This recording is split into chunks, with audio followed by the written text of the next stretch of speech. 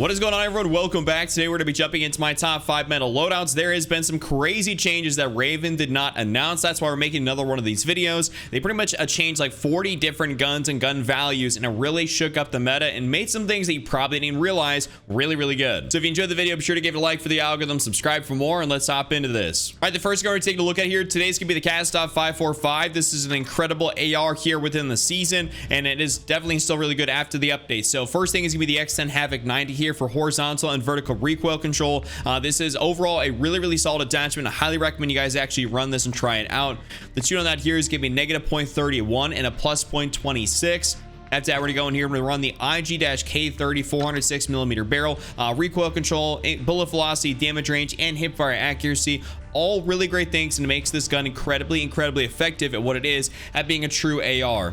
The tune on that here is going to be a +0.18 and a -0.21, so that is how I have that tuned. That's how we're going to go down here. We're going to run the F-Tac Ripper 56. This is a tried and true attachment for a large majority of these assault rifles, so aiming idle stability, hipfire accuracy, and recoil stabilization.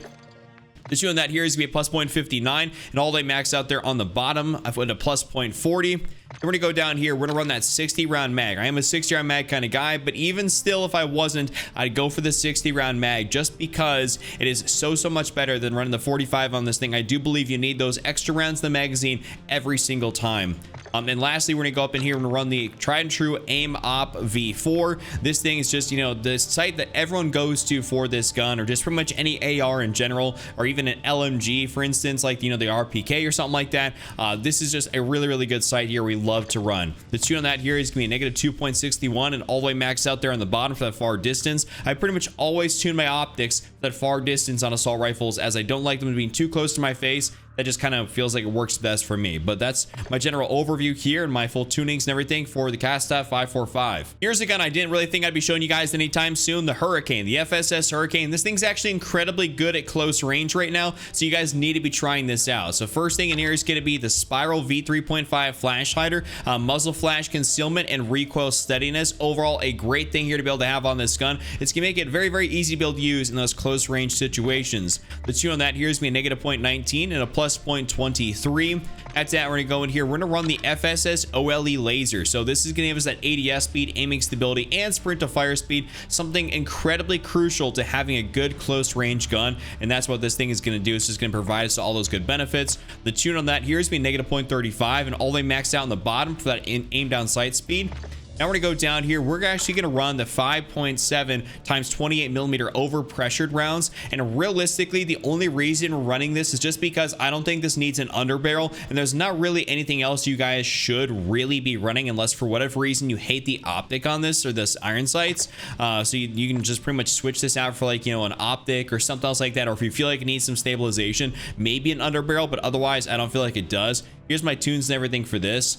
After that, we're gonna go on back here. We are gonna run the demo Quicksilver stock. So sprint speed, aim walking speed, crouch movement speed, and aim down sight speed. I mean, this is just fantastic right here. Makes this thing very mobile. The two on that here is going to be -2.84 and a -1.08. And lastly, we got the Phantom Grip. So sprint to fire speed and aim down sight speed. Even when we speed this gun all the way up, it is still incredibly easy to be able to control and use. It's really effective at close range, and also it has a 50 round mag stock, which is incredible, which makes it that much more effective. So the tune on that here is being -0.55 and a -0.28, but overall that's my full build there for the FSS Hurricane. Now this next one here is a little bit interesting, the X13 Auto, but not in the akimbo form. The single X13 Auto is really good at close range. Like, it's gonna literally fry and demolish people. It's kind of ridiculous right now. So first thing is gonna be the DCS Open Comp horizontal and vertical recoil control. This is definitely something we need to be able to use to control the recoil on this gun. Makes it a lot more viable and usable at close range. The tune on that here is going to be a +0.54 and a +0.24. After that, we're going to go up in here and going to run the impact point barrel. This is going to give us that expanding gunsmithing, recoil control, and hip fire accuracy. Pretty much makes this thing, like I said, into, like, you know, in a compact SMG with this carbine kit. That's mainly the main purpose behind it, so we absolutely really like that. The tune on this here is going to be a +0.50 and a +0.26. After that, we're gonna go down here. We're gonna run the 9mm hollow point round. So that increase in that crippling power, it's gonna make it harder for people to get away from you at close range, which actually is frankly really annoying. So this is something that I guess would recommend for you guys to be able to run. The 2 on that here is to be a plus 0.59 and all they maxed out on the bottom for bullet velocity. Now we're gonna go down here and run the 50 round drum. You guys could probably, if you're playing something like solos, get away with run like a 33, but overall having 50 is gonna be the way to go, especially if you're playing duos, trios, quads, anything else like that. DMZ, for instance, 50 rounds is gonna be the way to go, but if you really want a little bit more mobility, then the 33 rounds is gonna be okay, but 50 is gonna be the way to go.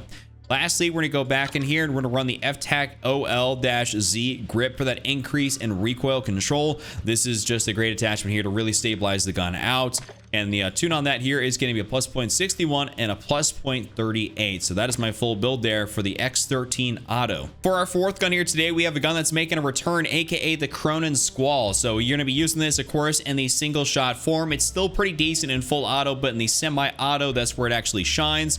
So first thing in here is going to be the Bore-490. This is going to give us that horizontal and vertical recoil control. This gun definitely likes to kick a little bit. They actually have nerfed it a couple of times for that primary reason, because it was just way too accurate, way too easy to be able to spam fire. So people, definitely got to compensate now with this Bore 490.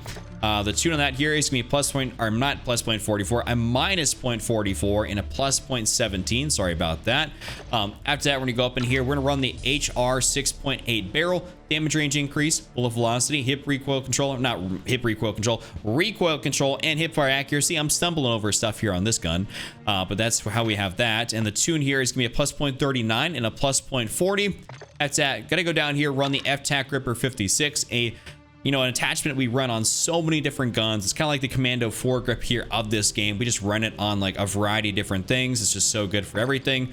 The tune on that here is going to be a negative 0.59 and a plus 0.27. So give that a try. We're gonna go down here, throw on the 50 round drum. I do believe for sure, without a doubt in my mind, you need the 50 round drum. I don't really ever go for that 30 round mag. I do not believe that to be beneficial. Even with a single auto, maybe in solos, I could probably get away with it, but generally speaking, 50 round drum is what I go with anyways, and I do play a lot of solos personally.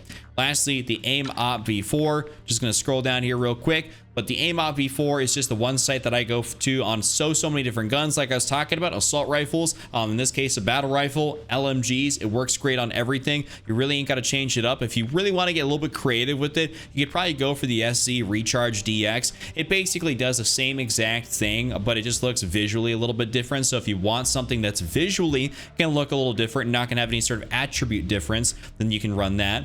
But overall, anyways, the tune here is being negative 1.84 and all they max out there on the bottom for that far distance. So hope you guys enjoy this Cronin Squall build. It is definitely hard meta once again. And last but definitely not least, I thought it'd be criminal if I did not put this in here, the Basilisk, aka the dual wield Basilisk with the snake shot rounds. These things are incredibly OP at close range right now, so we're gonna be using these things. So first thing in here is gonna be the 10.5 FTAC arrow. This can give us that increase in damage range, hip fire accuracy, movement speed, and bullet velocity. All things we really want here, especially when you're gonna be dual wielding these things. Unlike the X13 Auto, which you use single wield to be OP, you use this as a dual wield. The tune on this here is going to be a negative 0.27 and all they max out there on the bottom for that increase in damage range. After that, we're going to go down here. We're going to run the Bryson HTA. So this can be the trigger action here for the increase in fire rate and trigger response time. I mean, this just helps you be able to spam these things more. So aka, the more shots you can get off, the better. So which is what we really want. The tune on that here is being negative 0.16 and negative 0.07.